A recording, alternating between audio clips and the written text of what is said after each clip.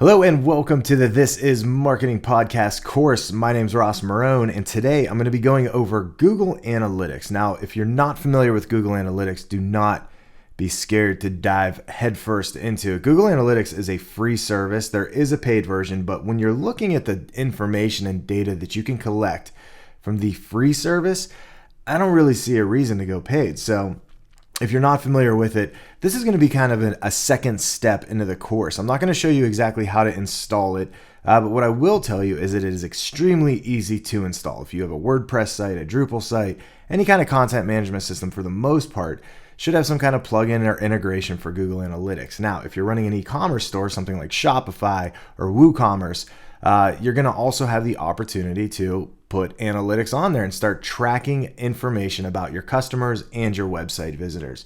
If I had to give a general overview of what analytics will do for your business, it's going to help you understand your audience and what they're doing when they're coming to your site. And those two things alone can really help you structure your digital content strategy.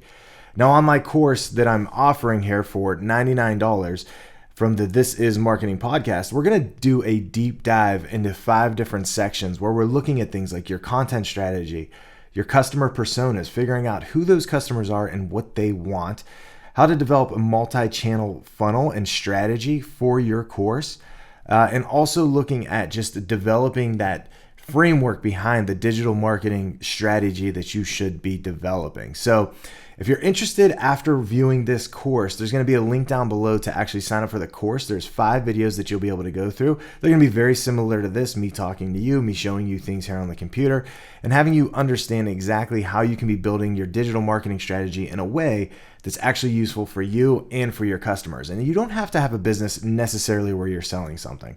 It helps if you have a Pinterest page, an Instagram page, a Facebook page, a Twitter. All of those different things should be looked at as attributes to what you're offering and what value you're providing for your customer.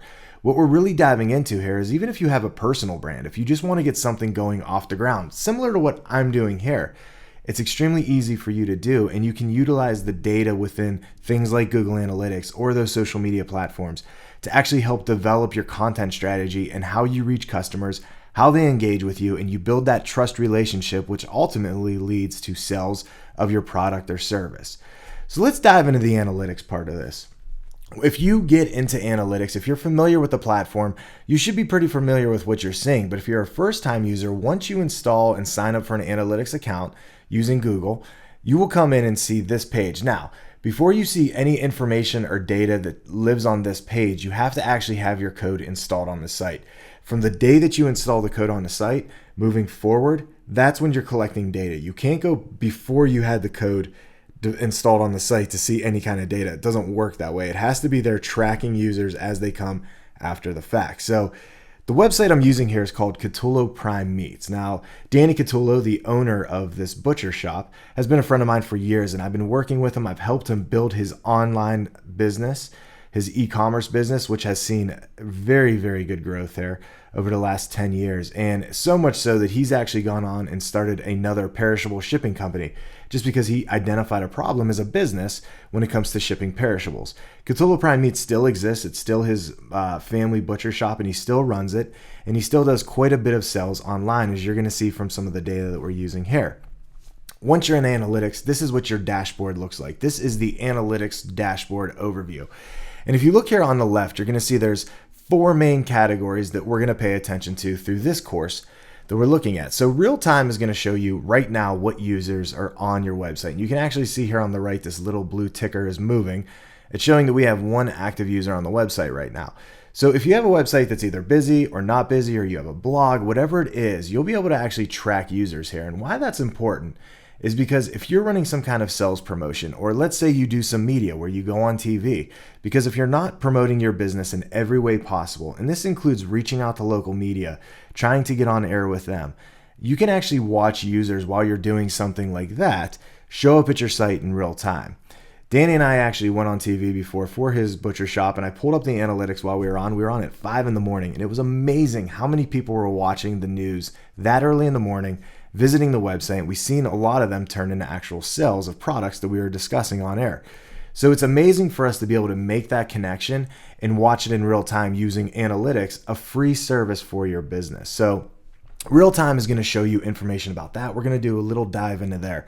The second category is audience. This is going to tell us who is coming to the website. We're going to be able to dive deep into the gender, the age, how they're purchasing, who's purchasing, understanding more about the devices that they're using. So as we look at everything in analytics, the first thing I want you to always ask yourself is, what questions do we want to ask of this data? What information are we seeing, and what's the question that we have to ask? The more questions you ask about any one piece of data, the more answers you're going to get, and the deeper you'll be able to dig down into the data to make informed decisions back to your website. For example, if we're looking at something like audience, and I'm looking at technology or mobile devices that are being used. So each one of these categories has a drop down. If I went down here, I'm looking at the audience, but this is telling me the mobile usage of users that are coming to the site. So if I click on overview, it's going to show me all information that I can about the mobile device usage from my users. So the one thing I want to note real quick, and this is important because no matter where you go in this dashboard, you have to constantly be thinking about the date range. So up here in the right-hand corner, you're going to see there's a date range, and by default, it's going to be set to the last 7 days. But what we can do is actually go ahead and click on this first blue box, and once it's highlighted in blue, we know it's working, and we could go all the way back to January 1st, or as far back as you can go to when you installed analytics. With Katulos, we have 10, 15 years worth of data that we've been collecting, so we can go as far back as we'd like, but for right now, I'm just going to go back to January 1st. And then my second date is set here over on June 7th, which is the time of this recording, which is actually the 8th. What I would caution you around doing is clicking the actual day that you're on. Unless you wanted to look at real-time data for that day, there is a little delay between analytics reporting all the information about what you're looking at and where your users are coming from. So I'm going from January 1st to yesterday, June 7th. I go ahead and hit apply. And what this does is it's updating all of the data to reflect that time period for us. So no matter where you go within analytics, whether you're looking at acquisition or behavior, you have to make sure that you set this date range one time only, and it'll give you all the information. The other neat thing about this time range is I could click this compare to, and what it's going to allow me to do is choose some different variables. I could do the previous period, which is going to look at the same amount of days, but before January 1st, so it would start on December 31st and go all the way back to July 26th.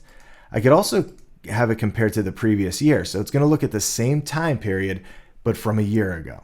So it's really important when we're looking at analytics that we understand that this date comparison and the date range is really important to the data. I could also choose a custom time period where I set the parameters to whatever I want. So where this becomes useful as a marketer, as someone who's running a business, is let's say you ran an ad for the last week in a newspaper or in a magazine, or you ran some ads online.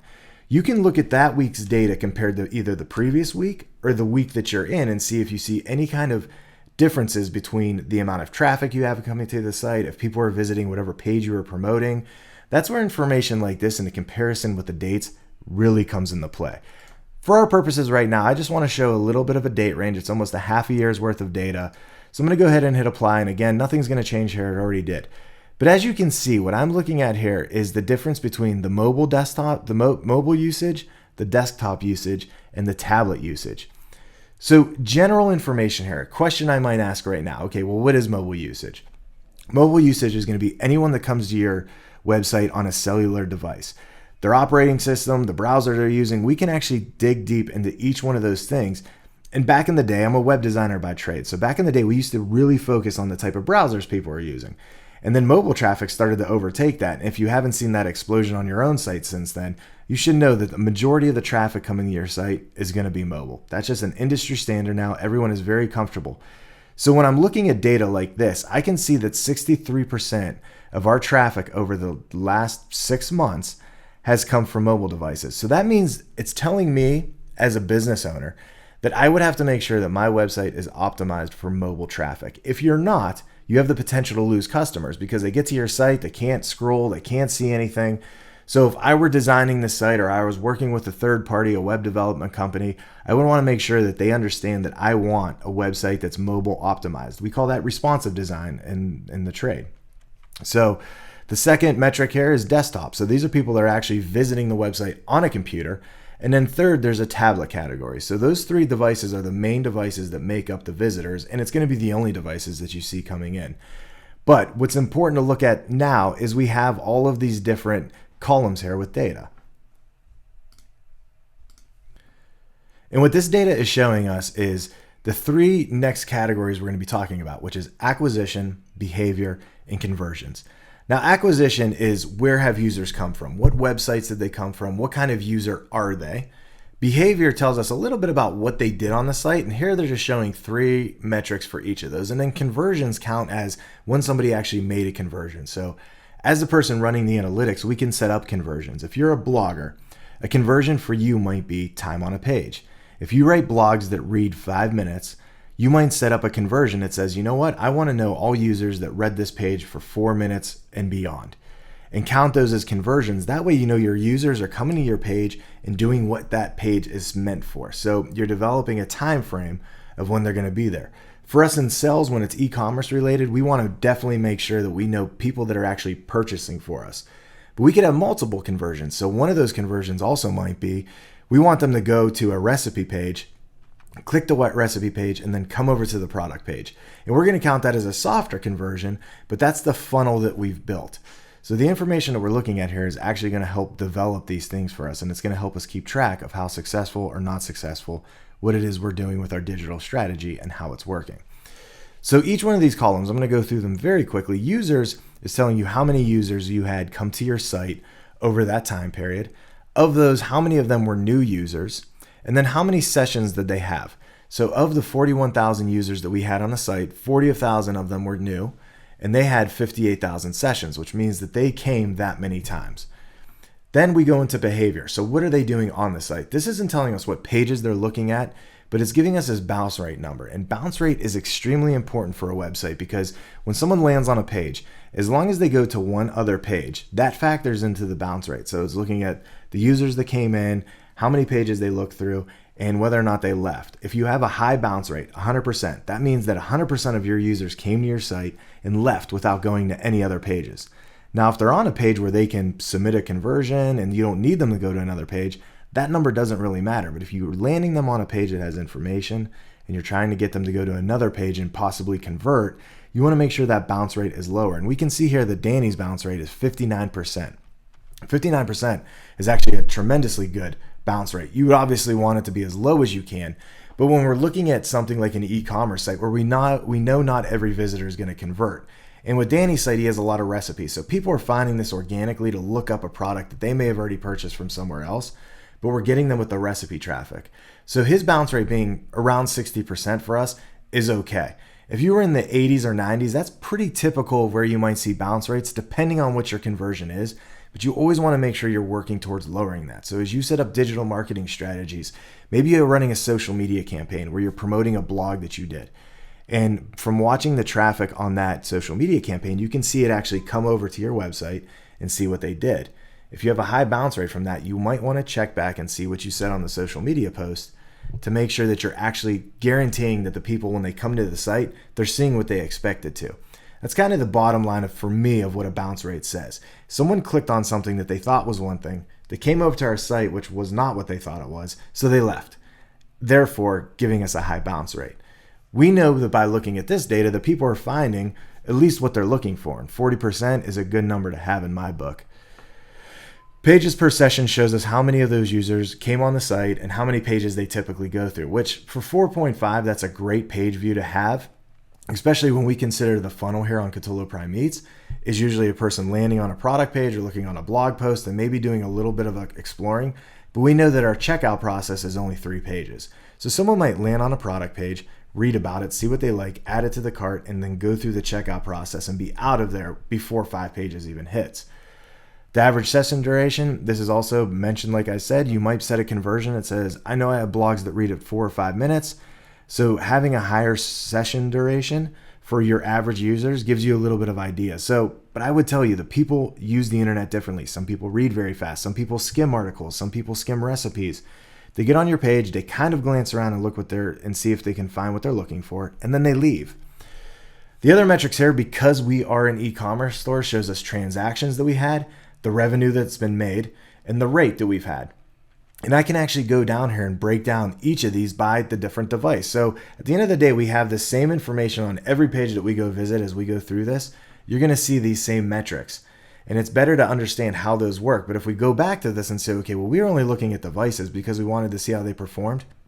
Even though 63% of our traffic is mobile, the desktop traffic actually has the most sales here. You can see we have had over 110,000 sales from desktop and only 88,000 from mobile. And then tablet comes in last with 10,000, but you also have a very low rate of users that are using tablets. So if you're looking at your programs and you're developing a campaign that's based on mobile traffic only, because that's something you could do on digital advertising, which we'll talk about in the course, you might be setting yourself up for failure because people are more comfortable, at least in this case, purchasing using a desktop site. We almost have half the users, less than half the users coming in on desktop traffic, and they're still making more purchases. So we have a higher cart value with desktop users. So that would tell us if we're building a marketing plan or we're building an advertising funnel, we want to make sure that when we're targeting people, we're looking at the total customer cart value that we can get, and we want to build that with desktop traffic in mind. So when we're taking out ads, we want to make sure we're targeting people on Facebook using a desktop because we know that they're going to come through and have a bigger cart size. So those are things here that just one piece of data is already informing us on. So I don't want to get too ahead of myself, even though I think I kind of did. But what we're going to do is go back to the first category here over here on the left, which is real time. We're going to go ahead and click on that. And what it's going to show us is real active users that we have. We can see right away again that we have a split 50-50 on desktop and mobile users. It's showing us in real time where they're coming through and how many pages they're going through. And then down here, we could actually see what top active pages they are on. So for these two users, one of them is looking at recipes and one of them is looking at our collection of pork products. And here I can actually roll over these and see exactly where they're at. So one's in Girard and one here is in Leesburg. So this kind of information, again, for a live setting is very valuable. But if you're looking at something, maybe you had an ad that was going out or you were getting a television spot put on, you can look in real time how that's impacting your site traffic right here on Google Analytics. If I went through each of these categories, I could click on locations. It's going to show me a map of the world so I can see by country where people are coming from. So if I had a global site and a blog that was writing well for the entire country or the earth, the world, I would be able to see all of that information here. The next thing is traffic sources. So right here, I can see where did these two sources of traffic come from. If you're familiar with marketing, you would know that organic is traffic that we are getting for free. It's people looking on Google. It's people looking at or coming from another source.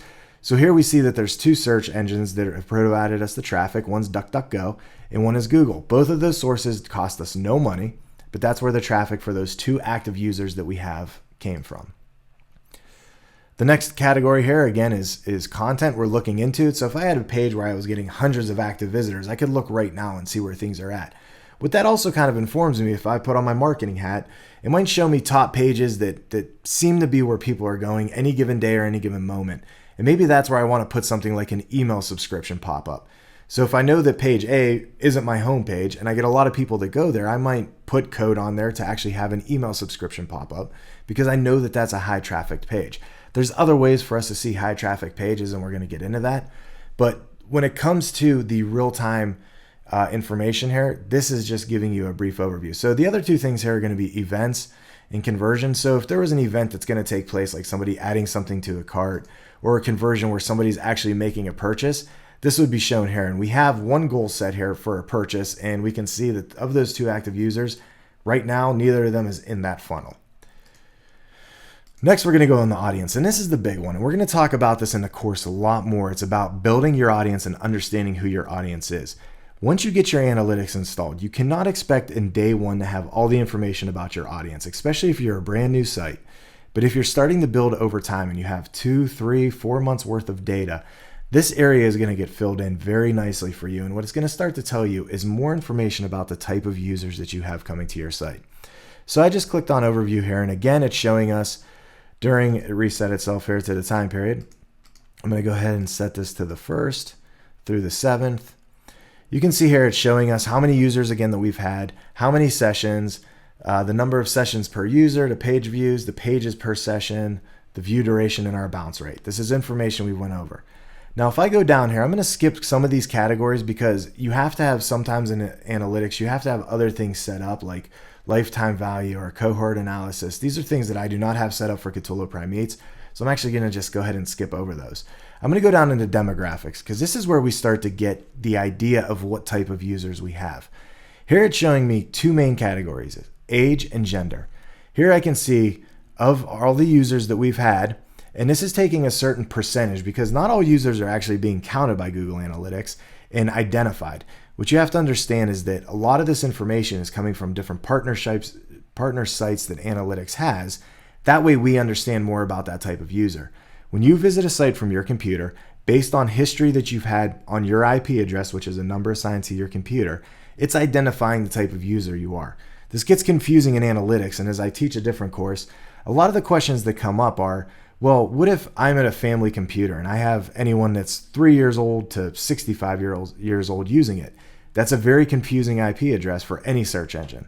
So what it's going to do is it's going to categorize it based on maybe what your site's about and what the type of user that they know lives at that IP address is coming from. It is going to skew your data. That's the point I need to make is not all of this data is 100% accurate. You can't expect it to be. But by looking at this and understanding more about your users, you're going to see general buckets of information that make sense. So here I would tell you that just knowing Cthulhu's product and knowing the type of people that cook and look for recipes, that this audience makes sense. And it is vast. I mean, you're talking from 25 years all the way to 65 plus is the main bulk of users that they have on their site. The true thing that I can say is that 18 to 24-year-olds are not going to be buying prime meat typically because of the price point. It's very expensive. And when you have a prime cut of meat, you're going to be paying several dollars more per pound than you would if you just went to your local grocer. Plus, they're not always the people that are cooking the meat or buying the meat for the family. So we have to make those considerations. And this data right away kind of solidifies that and is in agreement with that opinion that I have. One thing I'll say about data and being somebody that's in marketing is you can always rely on the data to tell the semi-truth about what you're looking at. As a marketer, we ask many questions. Well, what if we try this? What if we try doing this? Like maybe we want to grow that 18 to 24 market. So what if we offer products that are, slower or lower price points for us and more trendy and healthy options and green options? Just knowing that Gen Z X or Gen Z and Generation X, we know that demographic. We know those are things that are important to them. So what if we build campaigns around that and offer products for that? I can move this number up. But just knowing Cthulhu's and what they sell, I know that this is the bulk of his categories of ages that come to him. The next thing we're going to look at is gender. And here we can see we almost have a 50-50 split, but there's more females than males that come to the site. So what I like about what the demographic also jumps into is if I go back here on the left and I click on age, it's actually going to break down the ages over that time period for me. And it's going to give me those same data sets. So now I can see of the age groups, who has spent the most amount of money. So I can click on revenue and sort this lowest to highest, highest to lowest.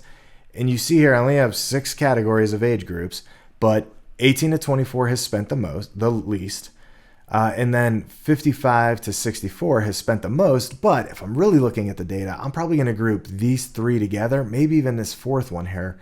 So my age range really looks like 25 all the way through 64, with this 45 to 54-year-old category really taking a little bit of a backseat to it, but not by much.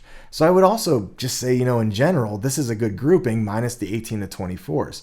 If I wanted to break this down even further, I can go into the gender specification and see, well, who's spending more money? And here we could see, just like the traffic that we have more females than males, but we also have them spending more money, but not by much. So if I was building an audience persona, which is a lesson that we're going to talk about in the This Is Marketing podcast course, I would really say that I'm not going to tailor my audiences one way or to another based on just getting people to my website. I can actually go in here and break this down by products, and that's where I would start to make those decisions. So when we're thinking about our marketing strategy, we don't always want to think big picture. Let's just get people to the site. I want to really go granular and say, okay, what's the type of products that people are looking at, and then who's buying those? Analytics allows us to slice and dice data so that we can make those decisions. Underneath this category of audience, there's also some other categorizations of interests, which are pretty general affinity categories. And you're going to see here, it's food, dining. Of course, that's going to be the people that are coming to the site. Shoppers, value shoppers, banking. So unless you were looking at maybe where to place an ad and you're saying, you know what, do I buy the lifestyle magazine or do I buy the food and dining? This would help you make a determination that you definitely are going to have more luck in the food, dining, home, and garden sections. I don't pay too much attention to these, but other people might tell you differently. I don't find them very useful to me. Now we look at this where it's talking about location. If you had a site that had multilingual type things, you might use the language area here. But for us, I know that his core market's going to be right around where he's located. And then outside of that, language isn't going to have too much of a barrier because we cannot ship internationally. We're talking about perishable goods here. So I can't do much there. So here it starts by bringing up your map of the world. And you can see we get traffic from all over, but the majority of our traffic comes from the United States. So if I go ahead and click into this category, it's going to break down a map of the United States. And all I have to do is scroll over any one of these areas to see how many users I had from that state over, again, my time period from January 1st to June 7th. Obviously, located in Ohio, we're going to have the most traffic from there. But you can see where we have some bulk traffic from other areas. Now, if I wanted to dive even deeper, all I have to do is click on the state, and it's going to load up a map of that state with the actual geographic regions pinpointed. So here I can see this is exactly in Youngstown, Ohio, where Catullo's is located. But I can see Cleveland up here, and all I have to do is really scroll over those dots to see how many users came from where. And again, if I go down, I can actually go through my list here. It's only showing me the top 10, but if I did the top 250, it's going to show me by revenue where people are buying from. So he is located in Boardman, which is a suburb of Youngstown. We can see that's where the most traffic can't come from, and then surrounding suburbs also produce traffic. But the further down we go in this list, we're going to start to see some zeros. So Parma, located up in Cleveland. No sales, but we have 29 visitors, and we have people that are giving us traffic. So there's information here that we can also already just start asking questions about. If I was going to do local advertising, because I could tell you right now that these top 10, actually probably top 15 to 16, are all located within 10 to 15 miles of his shop.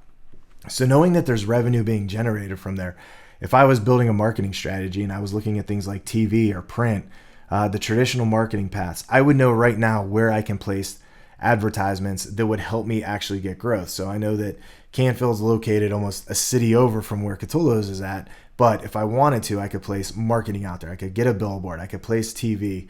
I can make sure I'm buying maybe a print piece in their local newspapers or things like that. So this is all information that's helping inform us on what we're going to do later on down the road. I'm still looking here through the audience, and I can go ahead and click on behavior. This shows me new versus returning users.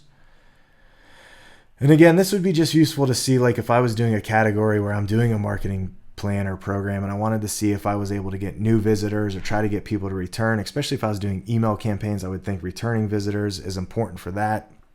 Email campaigns would help with that. I can see that my returning visitors completely outperform my new visitors when it comes to revenue.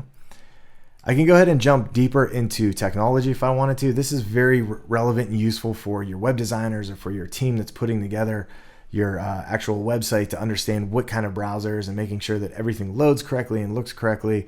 I guess, again, we talked about mobile device, so I'm going to go ahead and skip out on that.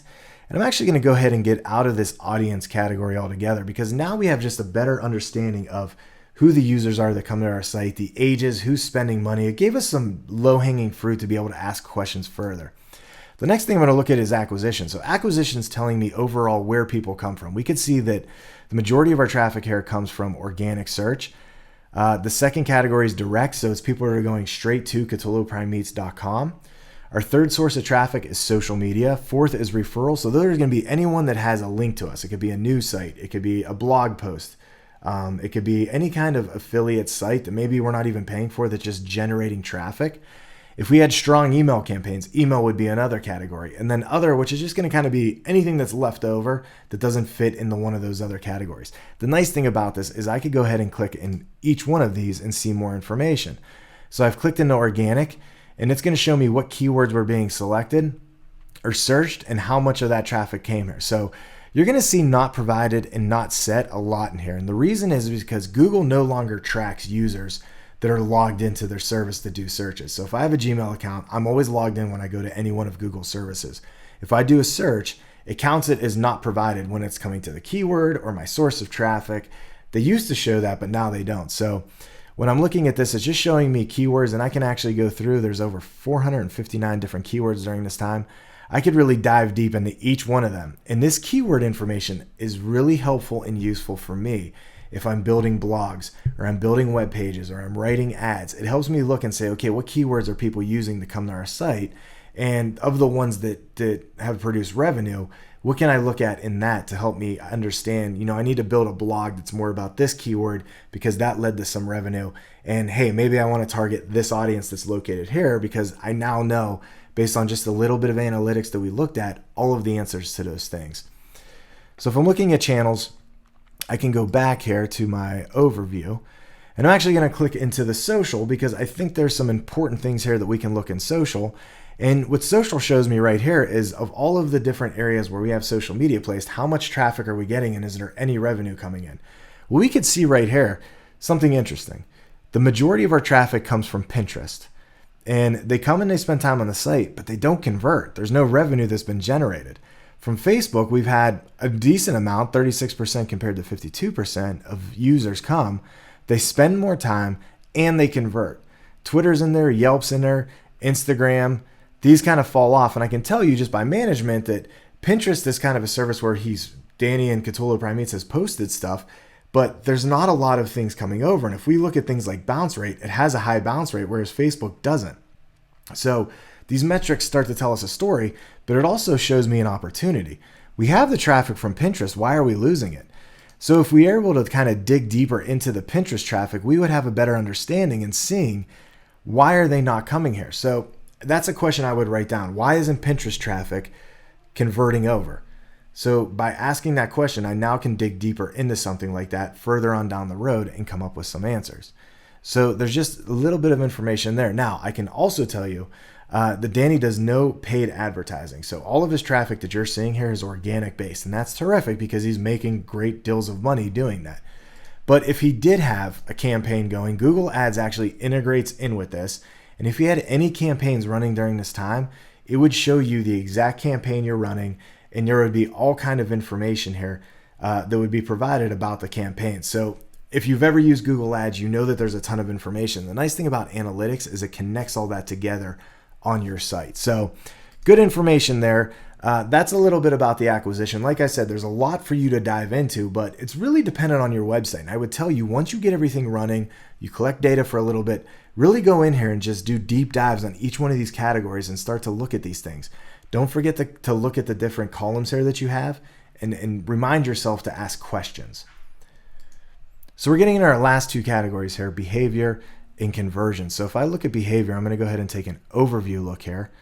And what this is showing me is just the pages that users come to on the site. So if you're a blogger, this is where you're going to spend the majority of your time.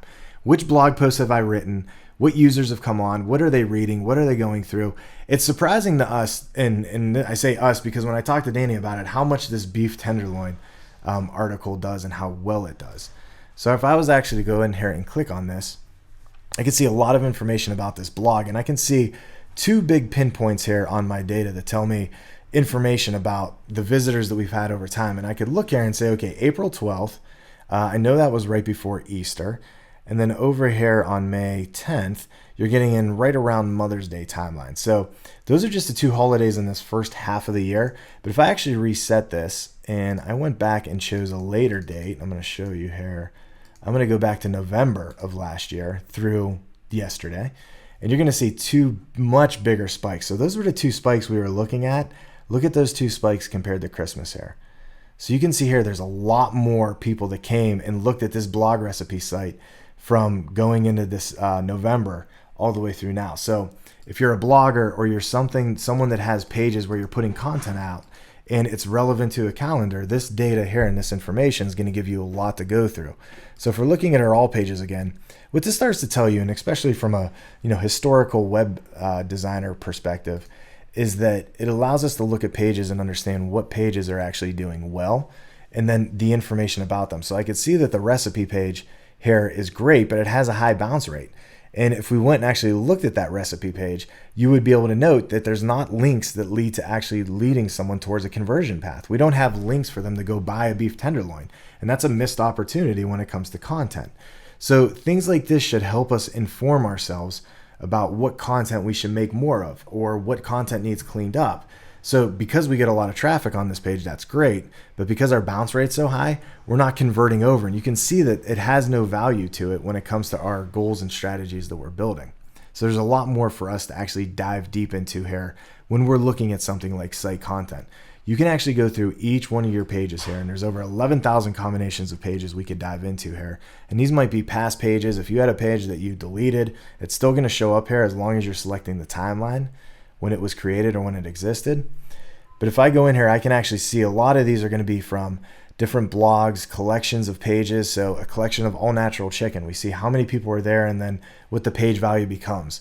And the page value is going to get determined based on the average product price of the products on that pages and where they check out at. So looking at data like this, and I'm looking at e-commerce, and that might be confusing to you because you might say, you know what, I'm just trying to build a personal brand, but I don't know why this is relevant to me. Well, if you have an area where you're trying to get subscribers for an email list, or you have an area where you're trying to get people to read blogs, this part of analytics is going to give you all the information that you need to start to determine where people come from. So for example, let's say that this is a blog page or a subscription page on your website, which is a call to action for you, right? You're going to collect some information, or you just want people to read because maybe you're just generating ad revenue on your website. When I'm right here, I could go into my data here and it says secondary dimension. So if I click that and I put in acquisition, or actually I got to put in source. So I'm going to go ahead and put in source because that's the source of the acquisition where it came from. I'm going to go ahead and click on source as a secondary dimension. What's going to show you is of the people that came to this single page, number one, 91% of those came from Google, which means I have a huge Google ranking there. Great organic rank there. 790 of them were direct. That means that they could be coming from a link that directly linked here, or they had a bookmarked on their website or on their browser and they click that bookmark every time to go read. It shows me the other traffic sources, search engines, Yahoo, Bing, and there's actually more than 10 here. So we're going to just open this up a little bit and we're going to see that the sources are ranging from these ad sites to Pinterest is included here. Yahoo's included again. So right now I know different sources that led to this page. If I went in here and did channel, this should show me, if it's all set up correctly, the difference between the organic that we talked about, the direct, the referral, which would be websites, and then social. So there's no links from social media unless somebody shares it. So somebody might come to the site, found the article or recipe, went to their Facebook page and linked to it, and that led to the traffic we have here.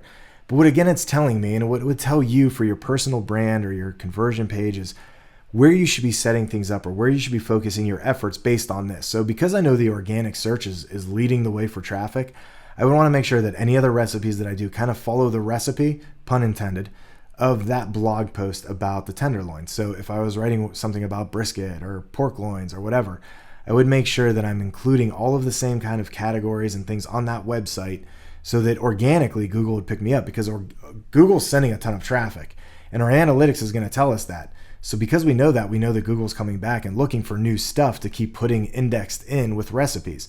So this is a great way for you to build upon this. And if you're doing a blog site about a certain category of things and you see data like this, it's telling you you're doing something right. So keep expanding on it. So again, behavior category here is extremely important for your overall analytics modeling and what you're using the data for. The last thing we're going to look at here is your goals. So because we're an e-commerce site, there's a ton of information here that you might not get if you just have a blog site, because the e-commerce is actually tied right in with the analytics. So I can look here and see our overall revenue, our conversion rate, the transactions, the average order value that has come up. It's also going to show me product breakdown. So these are actual products that I can click into and get more information about when it comes to what people are actually buying here. I can see over time when people buy. So just on the surface, if I was looking at something like this, I would know that starting around March, it's a good time for me to maybe put together a marketing campaign for this meat lovers box because I see all the traffic that picked up here. So little things like this, these are real on the surface data. It's not hard. You don't have to deep dive into it. But this is where the power of analytics, in my opinion, really, really starts to show, is when you could dive deep into a category of a product that you're selling. But the other thing that you should look at, and I'm not going to go through categories too much because if you're not an e-commerce store, this is not relevant to you, but setting up goals. So I only think we have one goal set up here on Catolo Prime Meats, which is the goal value of somebody actually making a purchase. And you can see we didn't have it set up that long. We changed it over here just so we could keep track of how many sales we had each day. So all this is doing is tracking the goal of somebody making a purchase. So we know that there were 61 purchases made this day and there were 64 made this day. But if I went back, I could actually see the location of where that came from. So there's a lot of areas here that lead to that actual goal. But let's talk about goals real quick on your website. So as I mentioned, if you're a blogger, your goal might be have somebody read a page for 4 minutes. What I can actually do here is I can go into up here, we're able to actually add segments and we can set goals and things and we could trigger those to see what they're looking at. But if I went into my admin here on the left at the bottom, this is going to show you different things. This is showing you the account administration, the property administration, and then the different views that you had. So as an account, I have many accounts as somebody who does marketing for many businesses. But I have properties too. So each property is individual and unique. That way you can't mix businesses up. But then your views are also there. So I can actually go into views here and you're going to see that there is an area here that says goals. So if I look here, it's the third one down. I click goals and this allows me to set goals. So I have time on page as a goal and I have a purchase. So the two goals that we were just looking at, it was showing me one for the beef tenderloin again. And we know that people weren't purchasing those. So the time on page was a goal that I also set. So if I click on time on page and this drops down, you will actually set up some details here. So there's templates here where you could say somebody placed an order, somebody referred a friend, contacted us, different things like that. Or you can do a custom one, which is what I do. And then for mine, it's called time on page and it's a duration. So if I click on the goal details, the goal details says if the duration is greater than 2 minutes, count it as a goal. Now, as someone who's setting this up, I could also assign a value to this. So I can also say if somebody was on a page for 5 minutes and I know that they watched a video and of all the people that watch that video, 10% of them convert and it equals X amount of dollars.